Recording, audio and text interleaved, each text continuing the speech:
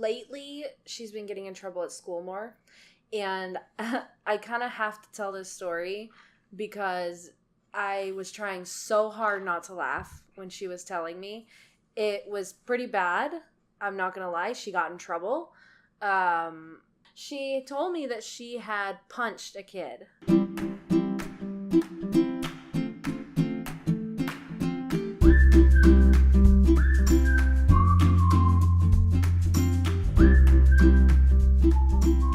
Welcome back to Art of the Family. I'm Sarah. And I'm Philip.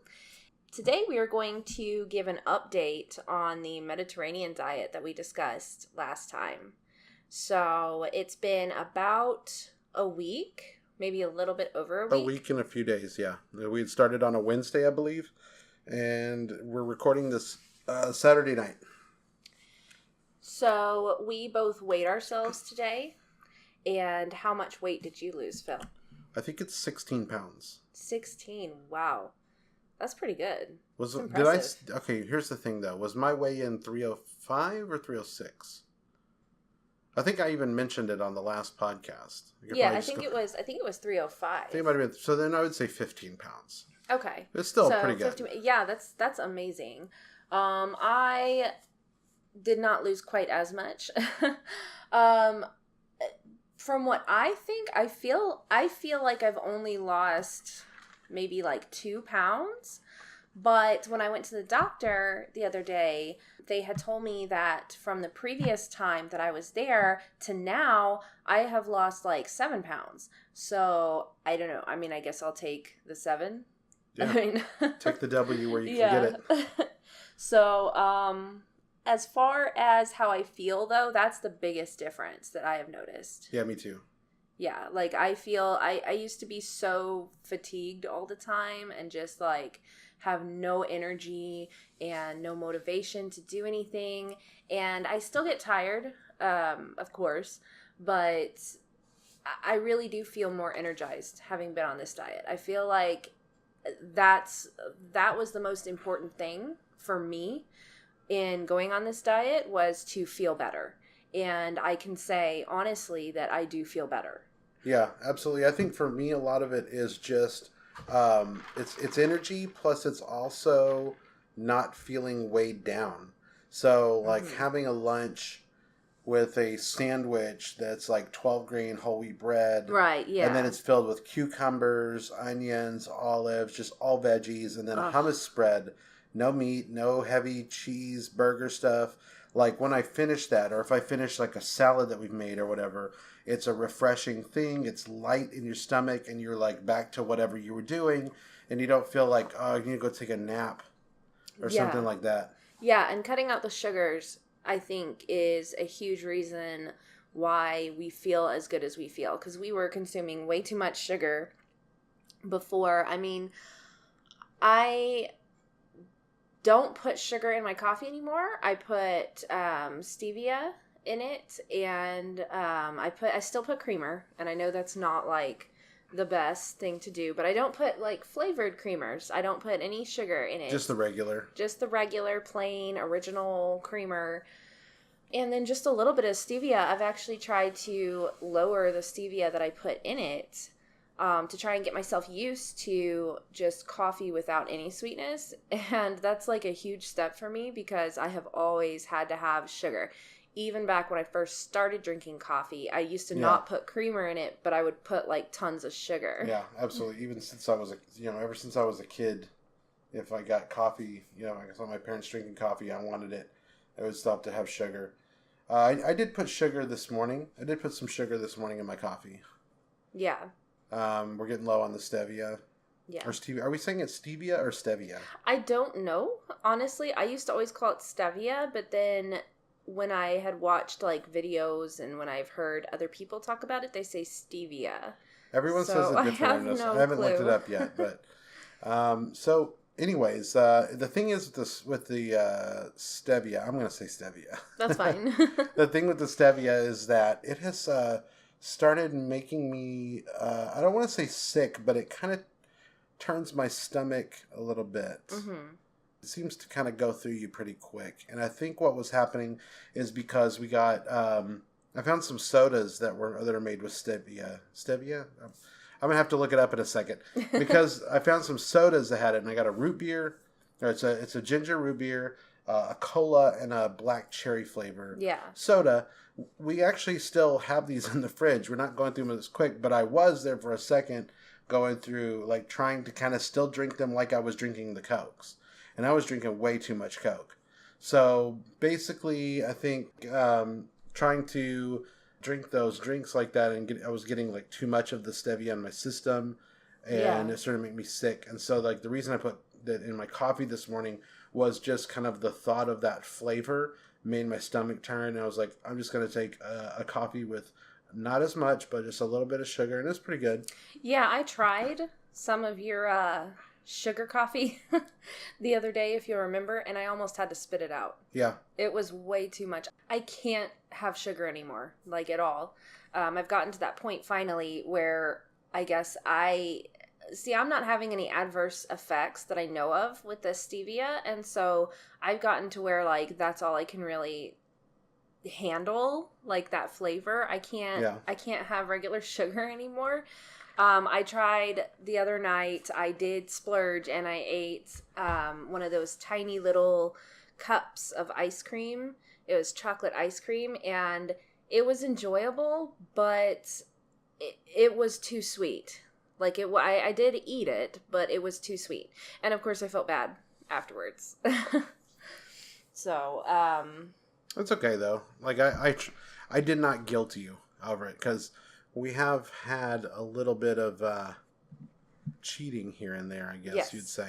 I hate to say cheating, because the whole thing, and I know you had mentioned in the podcast last time that you were going to mention why you don't like calling it the Mediterranean diet, and I think this ties into it. But I hate saying cheating, because we're just supposed to be changing the way that we're eating as a lifestyle, not as a temporary, like, you have to do this clean eating 3-week thing and then you're done. It's supposed to be like, this is what we eat now.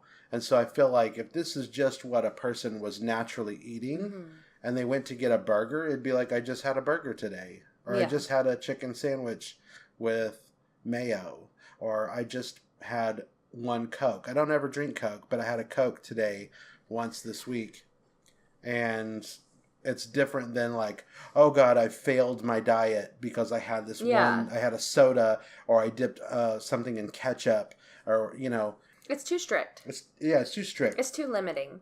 And that is one of the reasons why I don't like calling it a diet.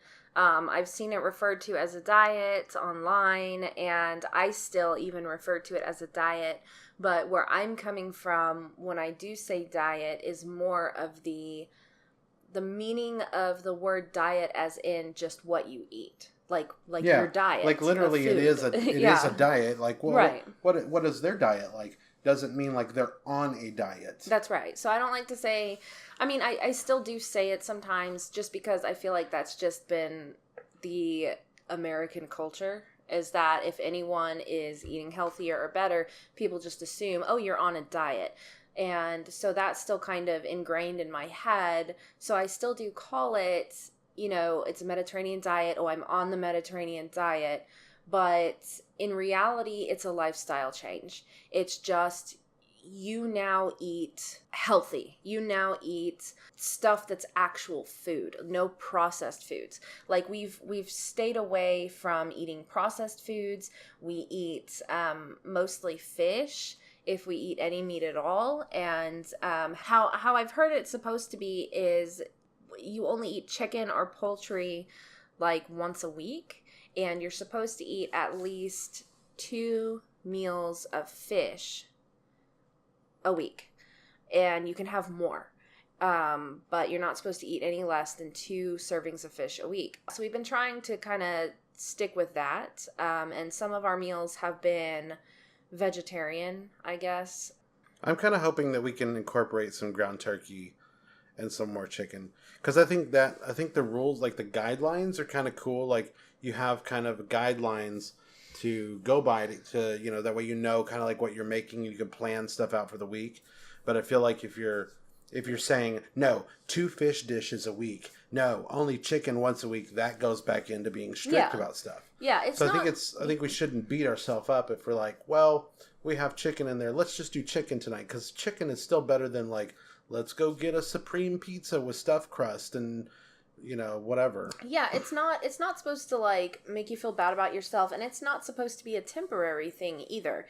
It's supposed to be like a lifestyle. And after doing some research into the Mediterranean diet, I found out that it is actually based off of what people living in the Mediterranean had eaten back in the 1950s and 60s. And they were like among the healthiest people in the world at that time. And so that's kind of what you're trying to emulate when you do the Mediterranean diet, is you're wanting to eat mostly vegetables and fruit and whole grain bread and whole grain, pasta and fish. They ate a lot of fish, and they didn't have a lot of cows over there. It was kind of rare. And so they really didn't eat any red meat. They mostly ate different kinds of fish, poultry, and like gamey foods or whatever, like lamb and stuff like that. So what's your favorite dish that we've had so far? My favorite dish that we've had so far, I'm going to say, is the Mediterranean shrimp pizza. That was awesome. So you posted that on our Facebook page. Yeah, I did. I have to share that recipe. Like, if you're interested in cooking it, go to our Facebook page and look at the recipe and print it out, copy it, whatever. It's amazing. So my favorite dish isn't something you really eat out of a dish. It was going to be a toss-up between the sandwich or the pizza. Uh-huh. But since you already said the pizza, it was really, really good. Yeah. I'm going to say the sandwich. Okay. To kind of spread it out here. It's a 12-grain bread, and then Sarah's put, well, you're the one that's been making it, so you tell me what's on it. Hummus. I spread hummus on both of the pieces of bread. Now, it was a vegetable, right? Or it was sun-dried vegetable. It was vegetable potatoes? Garden hummus originally, what I did. That was good, but we just did one today. Was that today? Yeah. And you had bought a garlic hummus. It was garlic, yes. That it was amazing. Flavored. Yes, that was even better than the garden vegetable. So I definitely recommend the garlic hummus. That's probably the best hummus. That's what I like. And so I put the hummus on the slices of bread, and then I put a slice of mozzarella cheese. And then I put avocados, tomatoes, red onions, green bell peppers, pepperoncinis, cucumbers. Did you say olives? I didn't put olives on it. Oh, you didn't? No, there were no olives on it. Wouldn't hurt my feelings if you did. No, I think that was it though. It was just just a big veggie sandwich, just a big fresh veggie sandwich. You pick it up and it's it's thick in hearty. your hands. Yeah, it's a hearty sandwich. I mean, it's thicker than like if you were to just take. I always got lazy about my lunch sandwiches, so it'd be like 2 or 3 pieces of the lunch meat, depending on what brand and what cut, and then like a slice of cheese, and then slap mayo or mustard on it, and then bam, no veggies. That's how I used to make sandwiches. Now, this thing doesn't have any meat, but I can only imagine, and you guys could try this if you want to put a slice of chicken or turkey or something like that, they'd be even better. But or some shrimp. Or tuna. Or tuna. Yeah. Oh, yeah. Tuna. Tuna would be amazing on it. We did have a salad that had just the canned tuna in on it. Yeah. And Sarah said, I'm making tuna salad. And I was like, is that on the diet?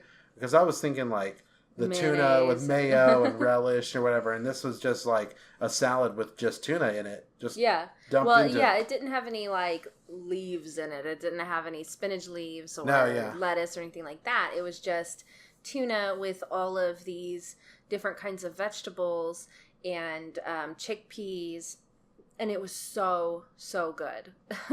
I mean, so far everything that we've eaten I thought was good. Now Philip wasn't wild about the vegetarian lasagna. Oh God, yeah. If we're gonna mention our favorite, that one's my least favorite. Yeah. The lasagna, it was too runny, and I think my mouth kept wanting a bite of some kind of meat or something similar to meat, something that had like a meat texture even. It was just sliding around in that cream, whatever it was. I liked it. I think the cream needed, or whatever, however the cheeses or whatever it was in the middle needed something. I don't know if it maybe needed to cook longer. I don't know. It needed something to get like the water out of it.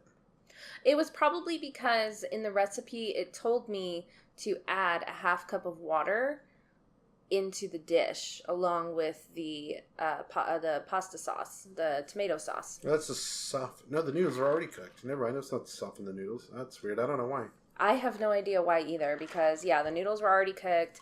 And I don't know. I really liked it. I thought it was good. It fed me for a couple days. It was mostly a texture thing for me. The flavor was okay, but I kept looking for like a hearty marinara sauce in there. Yeah, if you like goat cheese, you'll really like it because it really did have that goat cheese flavor. I think that maybe turned me off a little bit too. Mm-hmm. Well, I like goat cheese. What was your least favorite? Did you have a least favorite? Trying to think. Like if someone said you had to cut out one of those things that we ate, like it's a game show or something. Like probably the tuna salad. But I like all of it. That's hard for me because I like all of it. Right. But if I had to pick one, the tuna salad. Or actually, no. You know what I'm gonna pick? I'm gonna pick that chipotle crusted salmon that we had. Oh, that was so good. It was so good, but it burned my mouth so bad. I don't know what the deal is, but I used to love spicy foods, and here lately, my tongue is just raw. Every time I eat spicy foods, it feels like... yeah, and this was not... I'm not really good with spicy foods, and I was fine with this thing. It was a chipotle... You said chipotle crusted salmon? Yeah. It was so good. The spice was just right. And Sarah was like, give me a glass of almond milk. I got you almond milk, and then I think I had to pour you whole milk. I did. That was another cheat, if you can call it a cheat, that I did, was I had to have a glass of whole milk to stop the burn. It was that bad. But one of the things, too, that I want to mention about being on this diet is I feel like it's also helped me be in better moods recently, because I have had ups and downs in my life with depression and anxiety, and I am on medication for both of those things, but I really feel like changing my diet, changing the food that I'm eating is actually helping, like, my mental state. That's and good. I know that there's got to be some kind of science with that, like that's a legitimate thing. Sure. So yeah, like just getting those vitamins that I was lacking and stuff, I feel like it really is putting me in a better mood overall. Yeah, me too. I mean, I can't say that I don't have anything diagnosable. Well, I may, but the thing is, all of the trips to the doctor for this kind of stuff have been kind of on you. Yeah. And I went for a year. I don't really go to the doctor unless there's some kind of severe discomfort, like when I had the bronchitis, or like that ear infection that I went for, or something like that. Those are the times I go to the doctor. If I just feel down, it's just, I've never considered doing that. Yeah. But yeah, I recently had switched psychiatrists too, because I had a really bad experience with my old psychiatrist. I'm not going to get into it too much here, but what I will say is that I also just recently got diagnosed with ADHD, and I was being treated by the old psychiatrist for that. And I'm not going to name names, not going to go into it too much here, but essentially I feel like I wasn't getting the help that I needed with that psychiatrist. And so I switched, and as of now, I'm pretty pleased with my new psychiatrist, and he has not begun treating my ADHD yet because he's trying to get my anxiety and the other stuff under control. He thinks I might have bipolar disorder, and so he has put me on mood stabilizers, and so that is helping as well. But I really feel like if I had not changed my diet along with it, it would not be helping as much as it is now. Like, it is amazing, the science behind food and health and medicine. Like, I am a huge proponent of, like, if you need medication, take it, but I also feel like food is very important to not only your physical health, but your mental health. So, so that's kind of what I personally have been going through. As Phil said, we don't really know if he has any kind of mental health problems or anything. And I also, just mentioning, I'll talk about it more later in other podcasts, but I also have multiple sclerosis. And it actually, eating better has actually helped some of the pain that I have. I have chronic pain, and I also have fibromyalgia, and I feel like my body doesn't hurt as bad as it used to all the time. Like, changing my diet, just having more energy is really helping my body to not hurt as much. That's a lot to unpack, the MS thing. Yeah, so that's for gonna be like time. a whole episode. Yeah. So but I'm glad that like the diet is making those changes, because from the diagnosis, from the realization that it wasn't just something that someone saw on a monitor, and seeing it manifest in real life, and then seeing how the diet has not how the diet, but like, seeing how changing our eating, how us eating better has affected your physical and mental well-being is encouraging, and makes me want to help, like, continue with it, Yeah, exactly. Now, if only we could get our kids to eat the Mediterranean diet. Oh my gosh. I think Haley will. Haley's our 2-year-old, and basically if you put something on a spoon Haley and then will put eat it to it. her mouth, she'll eat it. Yeah, she is like the little garbage disposal baby. Yeah. She'll just now, eat Hannah's anything. 5, and ever since she was, 3? Did she start with the pickiness about 3? Yes, it was about, maybe 2.5. It was about 2.5. She used to eat like all the baby foods, but then at some point she started like, she wouldn't eat anything that was green. She quit eating. She used to love green beans, remember? Yeah. And then she just started shoving those to the side and refused to eat them. And the stage that we're at now is, do you want a grilled cheese sandwich, a quesadilla, or mac and cheese? Yeah, basically, she eats cheese. That's what she eats. That's it. I think, doesn't your mom feed her something? Isn't she able to get her to eat different stuff? My mom is able to get her to eat, like, sweet beans, like the pork and beans. That's what, don't call it sweet beans. Sorry. That's what we have to tell her. Like, eat your sweet beans, because then in her head it's like candy. Yeah. But it's not Boston baked beans. Like the candy, it's like pork and beans or some kind of... My mom can get her to eat pork and beans. My mom can sometimes... Beans. Yeah, my mom can sometimes get her to eat sweet potatoes. She can sometimes get her to eat carrots if she calls them sweet potatoes. And she'll eat peas and corn. Well, she's not malnourished. For whatever reason, she eats stuff at school. She always comes home and she's like, I ate my hamburger. Yeah. And I have to only assume that it's true. Yeah, we kind of just have to believe her, But she eats her granola bars. She takes granola bars as snacks. She'll eat oatmeal in the morning. Oatmeal, bananas, blueberries, strawberries. She likes fruit. Like, she's not malnourished or anything like that. It's just a struggle. Picky. It's a struggle. She's going through that phase, and it's just lasting forever, it seems, that picky eater phase. And I know a lot of kids are like that. Yeah, I had some of those in my family. I think my sister Jessica was like that. And I don't think my cousin Ricky was as picky. I think her thing was that she didn't want her food to touch. Yeah. And I think you're like that too, aren't you? I used to be when I was a kid. See, that's one of the reasons I'm so big, is because I like to get a big dip of mashed potatoes and then pour like corn or peas all on top of it. And then when you've piled like 3 food items on top of each other, there's all that room on your plate for all these other food items. Oh my gosh. I know. Yeah. that's pretty bad. That's pretty bad. Okay, and then the issues that we're having with Haley, though, she's an excellent eater, but right now she is having a little bit of behavior problems, and Hannah is too. But Haley is having, like, she's doing this thing where she just hits her sister constantly. Even if she's not even mad. She's trying to play, and she'll just run up to her and just, like, smack her with something.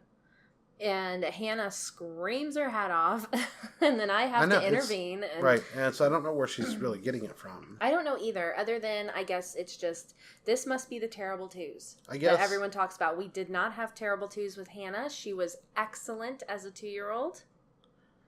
Well, excellent behavior. I taught Haley how to high five. Mm-hmm. I taught her how to pound, which is, just bumping fists or whatever. Just in case you didn't know. But, and then she goes, boop. It's really sweet. But sometimes, like, she'll come up to me and she'll, like, I've shown her before, like, we'll be sitting there, I've got this belly, and she's, we're playing, and I'm drumming on my belly, and so sometimes she'll come up and she'll smack my belly, and then she'll, like, have a smile, and, like, So I think some of it is that she thinks she's playing. She's trying to play, I think. She thinks she's doing that with Hannah, but Hannah is not old enough to understand that. Hannah's also kind of a whiny baby. She kind of is. She's sensitive. Hannah is our sensitive child.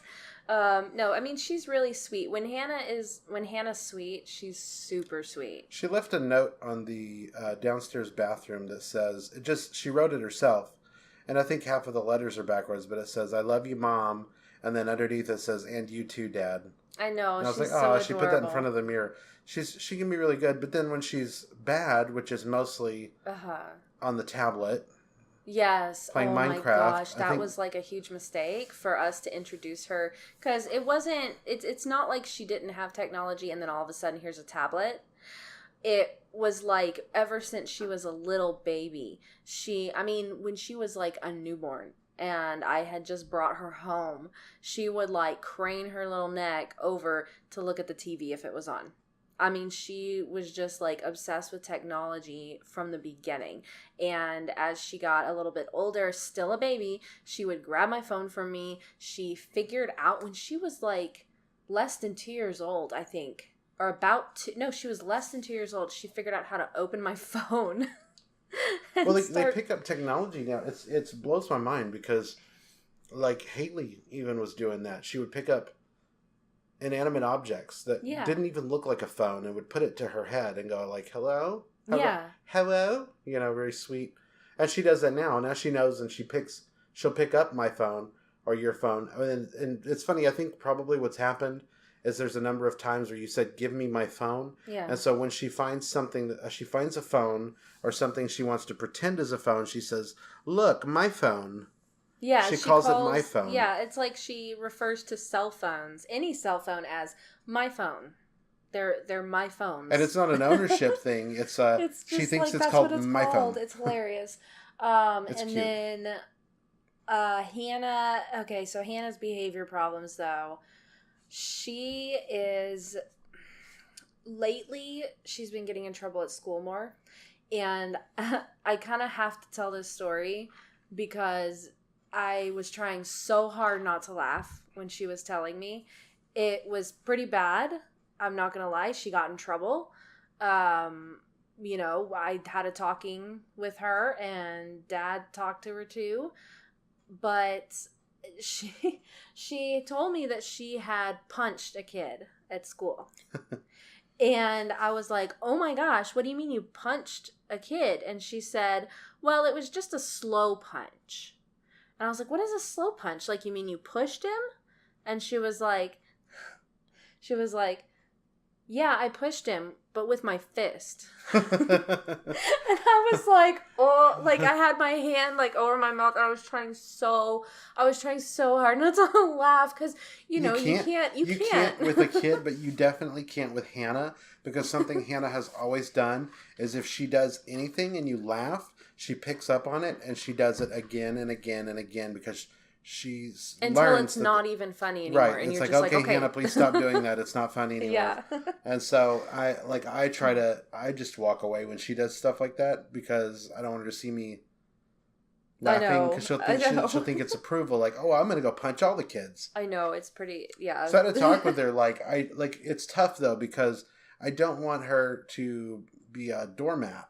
Yeah. But I don't want her being a bully. It's like finding that that middle ground of like, how do I tell my kid it's okay to defend yourself, but don't go around when they're that young. Yeah. When they're that young. Like, I think an older kid would understand. You just say, hey, you can defend yourself, but don't go around like being a bully. The older kid would get it. But her, she's like...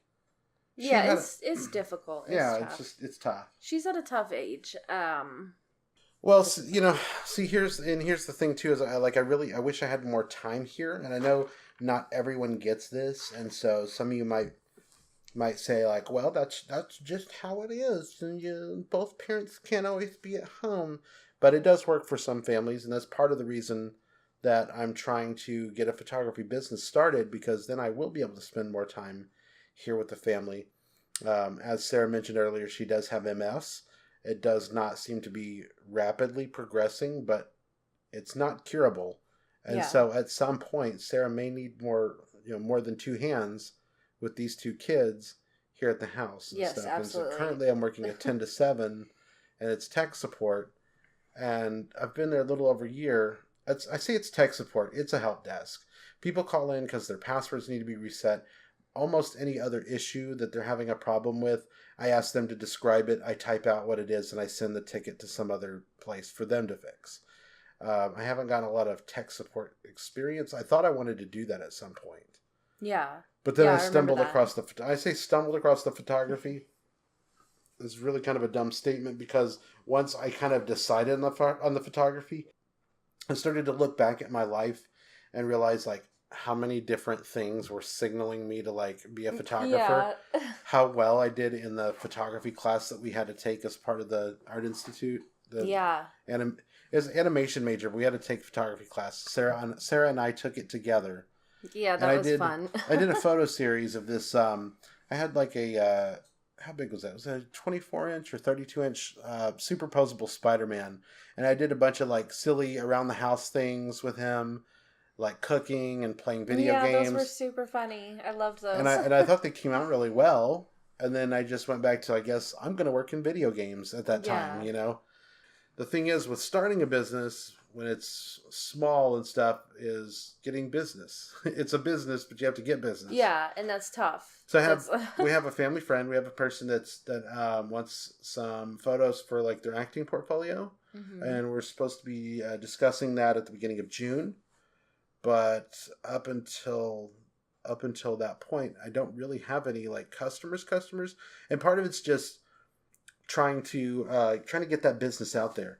So we've been sharing our businesses, and I guess you'll probably talk about Cappuccino in a second. Yeah, but we've been doing most of our stuff has been sharing on Facebook and to friends and family, and I'll share photos that I take, and I'll get about 12 likes or 15 likes, or probably not more than 20. But it's funny because I have like 200 and something Facebook friends. Yeah. So some group of people don't use Facebook anymore. I need to do a purge, I think. I think that'd be a good idea. To try to get more of an idea of like who's on my Facebook. If they're not even, it's fine. Like, you don't have anything to say to me. That's cool. Why are we still friends on Facebook if we're not even interacting in any way? Yeah, it's not. I mean, nobody really cares anymore about like how many friends you have on Facebook. It's fine if we don't talk regularly, right? But I still know you. Like, I've got friends from high school like that every once in a while I'll say, "Hey, what's up?" But like, there's people I haven't talked to in ages. They don't like any of my things. I don't like any of their things. Why? You know? Probably the same with your business. Yeah, I'm having similar struggles getting business. Mine is I make and sell wire jewelry and crochet accessories, hair accessories. I had begun crocheting jewelry as well.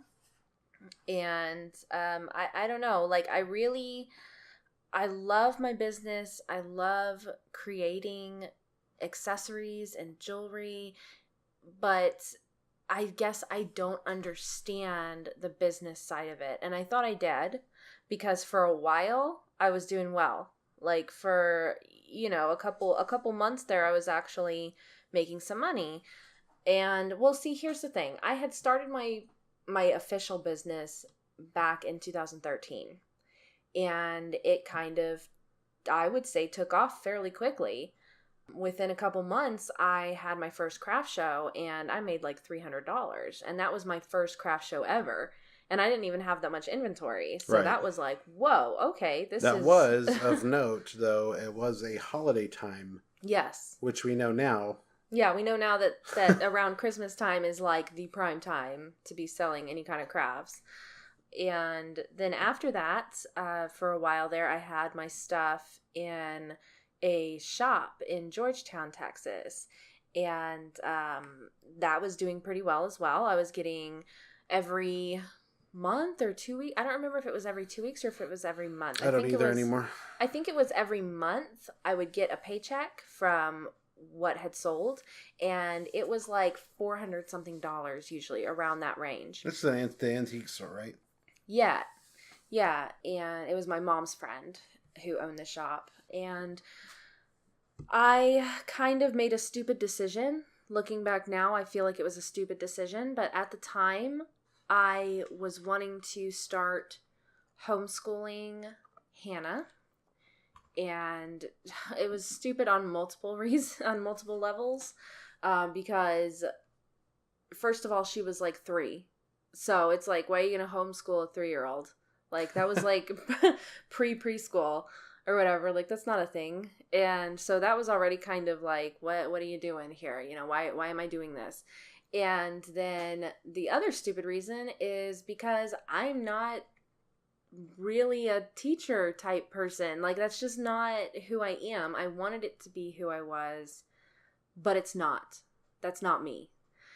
And so I started homeschooling her. I started planning out homeschooling her. And then I got pregnant.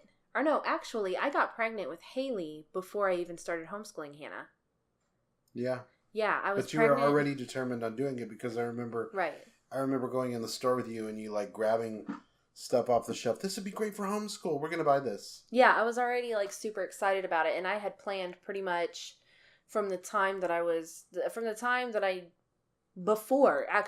before I even got pregnant with Hannah, before she was even a thought, I was like, I'm going to homeschool my children. And so I got pregnant with Haley, and I went ahead and decided to homeschool Hannah. Did it for about 2 months and stopped because the pregnancy with Haley was pretty challenging as far as like my mental health, my mental state. I had severe depression during that pregnancy. Yeah. And I was overweight. I was considered obese during that pregnancy. And so I was just having a real hard time. And so I stopped homeschooling Hannah, but the damage was already done, pretty much. I had already stopped working on my business, my jewelry business, and I had already went ahead and canceled my tax ID number and just kind of let it go completely. And so it took a while to get back into the swing of things. And after I had Haley, and I guess it was like maybe 4 months, 5 months after I had Haley, or maybe a little more, maybe it was like 6 months after I had Haley, I don't know why, I don't remember what happened, but I was just like, I'm going to do my business again. And that's when I rebranded. I used to be Handmade Jewelry by Sarah, and I rebranded it to Coppercino. And from that point on, my focus had been mostly with using like copper wire and making kind of coffee themed stuff. And now my business has kind of gone off the rails a little bit as far as the coffee themed stuff, which was originally what it was supposed to be. And I kind of just make random stuff at this point. And for a while there, I was doing pretty good with sales. People were buying my stuff. I had made an Etsy shop 2 years ago, I guess, and it was going great for a little while there. And then all of a sudden now this last time I did my taxes, it was less than the time before. And now this time it's coming up again to file my sales tax.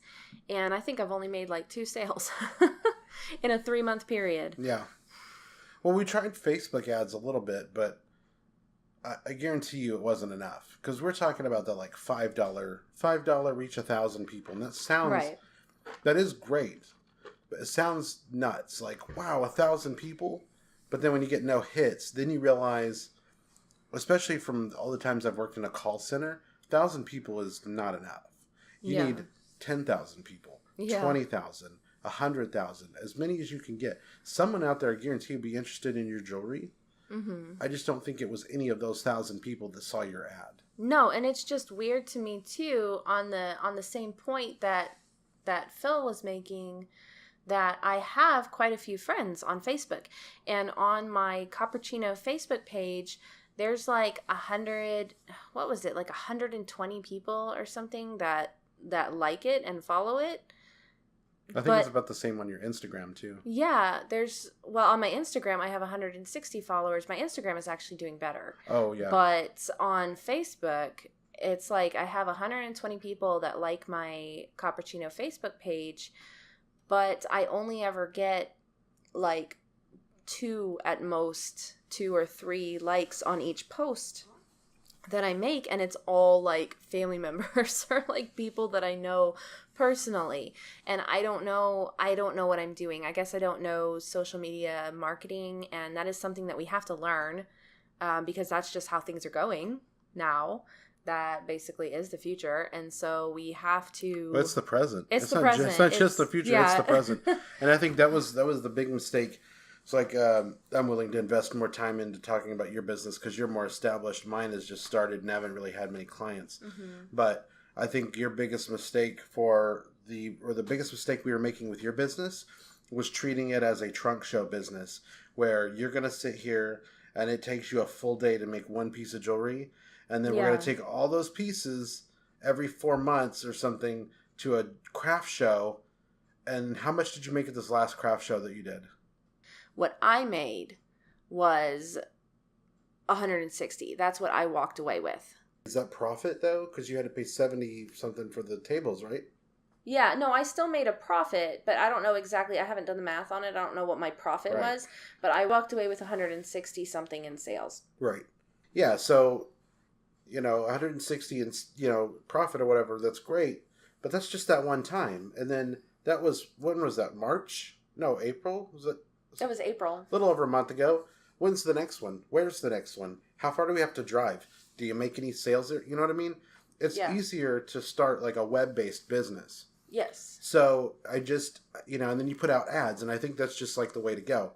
And I also think we need to, you need to market your audience to a much younger audience, because I didn't really see a whole lot of young people walking around at that craft fair. Right. And I mean, it was fine. Like, I don't really care who buys my stuff. I mean, but you do still have a targeted demographic. Yes, I do have a demographic that I would like to reach with my stuff. I would like to target women in the age range of between like 20 and 40. It's a large demographic, but I would like to, I really wish that most of my consumer base would be from women who are like young moms. That's what I really feel like I connect with, because obviously I'm a young mom, but like that's who I want to reach, and that's why I called it Cappuccino. That's why I really wanted to play on like the whole coffee thing, bright teal colors, turquoisey type stuff with the coffee. Absolutely. I think you need to refocus a lot of your pieces though, because I was reading an article earlier. It was talking about doing a jewelry startup, and it was talking about not having random pieces. And as cool as a lot of your pieces look, a lot of them are like there's no, you could maybe tell the same person made them, but they don't connect in any way. Yeah, there's no theme. I don't really have collections. I don't really have a line. Right. And so that's what I'm going to be working on here pretty soon. We're about to move in 2 weeks, and so I'm kind of taking a break from Cappuccino for those 2 weeks. I might still, I'm still posting Instagram photos here and there. I'm still trying to kind of keep up with social media a little bit. I still have some items that I have made but have not posted on my Etsy yet, and so I might still be posting a couple of those things. But once we get settled in our new place, I am planning on kind of I don't want to say rebranding, because it's not rebranding, but I'm revamping. Relaunch. That's what basically I think you should do, relaunch of Cappuccino, and I'm going to be focusing on doing collections of stuff. Yeah. So I will have a collection of jewelry and it'll all be the same theme. And then I'll have a collection of hair accessories and it'll all be the same theme. Are you still also going to do the YouTube thing with it? I would like to. I have a few YouTube channels going at the moment. I know you do. But... So I had suggested to Sarah that it's really cool if she makes an awesome piece of jewelry and then sells that one piece of jewelry, but then she gets $20-$30 from it and that's it. It's gone. She has to make another one. If you film yourself on YouTube, though, and you show, here's how to make this really cool cross pendant, or what are the other things that you've made? The little tree pendant or something. Or even something as simple as, here's how I make earring wires. Sure. Earring hooks. Because I make all of my own earring hooks, and I make a lot of my own chains, closures, and all of my chains. Most of my chains that I use. If it's a chain that goes around your neck and it's part of a set or one of my larger pieces, I make it. If it's like a teeny tiny delicate chain that's part of another thing, sometimes I make those. Sometimes I just use some. Sometimes I just buy some and use it. Right. But I'm really trying to move more toward the making all of my own stuff. So right. So if you film those things and you show other people how to do it. Now, I got to add this little tidbit. Sarah has her personal YouTube account. And at one point when she was Handmade Jewelry by Sarah, she had uploaded to YouTube. This is before Haley was born, right? Yeah, because Haley's 2, and this was like 4 years ago. Yes, I was still Handmade Jewelry by Sarah, and I was still going strong. This is when I had my stuff in that store, and this is when I was going strong. This is when I was confident. Yeah, so Sarah had put up a video, and I remember she showed me when I came home from work, and we memed it in the house, and it was funny, and it was this in-joke that how many times she messed up because she showed me all the outtakes and stuff. And then the actual videos that she put on YouTube, every great once in a while I'd remember it and I'd look it up and I'd be like, hey, Sarah, look who's on the TV. And we'd have a good laugh because there's Sarah back from 2014 talking about how to lengthen and shorten a chain necklace. And it would get, oh, Sarah, your video has like 60 views or whatever at some point. Yeah, so the other night, views. I'm laying on the floor and we're talking about our future podcast, YouTube, different things that we're doing. And I go and look that video up. It's 4 years old, and it has 35,000 views. About 36,000 It's 36,000 now. So it rolled over. Yeah. Okay. So it's got 36,000 views, which is amazing. And then Sarah's point was, yeah, but it took 4 years. And I said, that's the last video you put on that channel, though. Yeah, that wasn't, and that's not even like a Handmade Jewelry by Sarah channel. That's just my Sarah Harville. That's just my own. You did personal... introduce yourself as. I did in that video, but on my channel, the channel just says Sarah Harville. Is just Sarah Harville, so nobody's looking for it. There was no other content for anyone to look at or subscribe to. There's no reason to stick around. Yeah. So of course you didn't gain any subscribers. Of course it took that long to get that many views. If you had been building the channel though, because that just sat there and grew on its own. Mm-hmm. So if we put the seed in on like tutorials on how to do jewelry or something, what I really kind of hope for you is that your jewelry line takes off in such a way where you become the designer and you design the pieces, and then Nordstrom or whoever, somebody else wants to like, I don't know how it works. So whatever I just said might sound really stupid to somebody in the know, but like however it works where you're the designer and then a company produces the actual pieces and distributes them. Yeah, then you get picked up by like Nordstrom or Macy's or someplace big that says, hey, we love your designs. Yes. We want to feature your line in our stores. That would be the best. Yes, and I would like that. However, I would still plan on making some of my own stuff because I really do enjoy the process of that's fine. Making jewelry. That's fine, but then here's the thing is if you're well known, because I think your current business model of making and selling just doesn't work because if we advertise it does work for right now because what you're thinking about is you're thinking about way in the future when I have like thousands of people, like thousands of orders, like thousands of people are clicking and they're wanting all of my stuff. I know it might sound pessimistic, but I'm just trying to be realistic. I don't foresee any time in the near future, like in the next year, that happening. And so for right now, I feel like I don't necessarily need to be worrying about trying to look into manufacturing or anything quite like that. I do enjoy making the jewelry. I just feel like what I need to do with the relaunch of it is to just pick a theme, make a couple of pieces in that theme. I don't mean a couple like two. I mean like I know what you mean. Make like 10 pieces in that thing. Make a line. And then market those. Yeah. And stuff that's repeatable that I can make more I think you should do that, and you should do it a season ahead. Yes. So that way that they're all made and you've got 10 of each. I guess, I mean... Yes, if 10 people want the whole line, then it's gone, and then I don't know. The biggest problem, though, is just not having time to do all of this stuff. That's like the worst for me is that, well, not having money either. Like, I mean, I wish I had more money to put into Facebook ads, to put into Instagram ads, and just everything. Like, everywhere has ads. Like, you can do Pinterest ads, you can do Google ads. And maybe I'm being optimistic, but I'm scared if we bumped up your Instagram and Facebook ads, I'm scared you'd get 60 orders and have no way to fill them. Well, I would find a way. That's just who I am. Well, I know, but you'd have to send out an email saying, sorry, you're not getting your jewelry for 3 months. No, it wouldn't be 3 months. I'd find a way.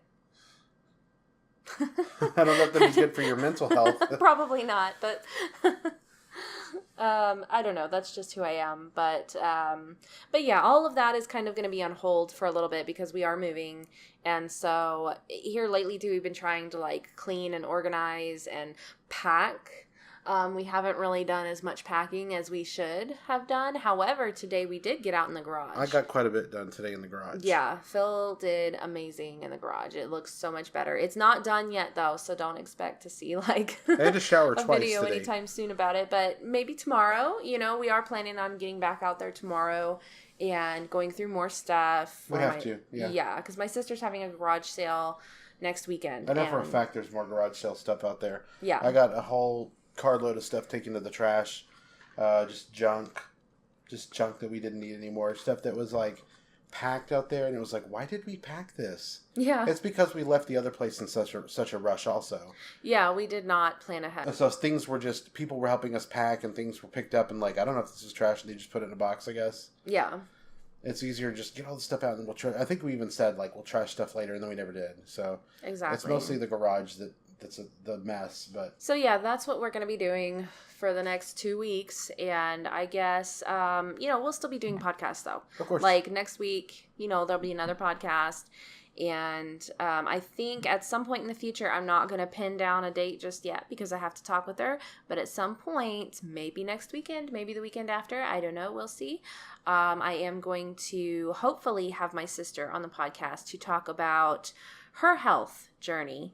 And she is also on a weight loss journey. She has lost, like, I don't remember what it was, like 20 pounds or something. She is doing amazing. She's doing keto, right? She's doing a keto diet, and she's doing like a fast where she fasts for like, I don't remember the exact number, but it's like between 18 and 20 hours, just like not eating a day. And then she just eats like one meal in the evening. So, but anyway, I don't know a whole lot about it. I'm not doing it, and I haven't done research into it.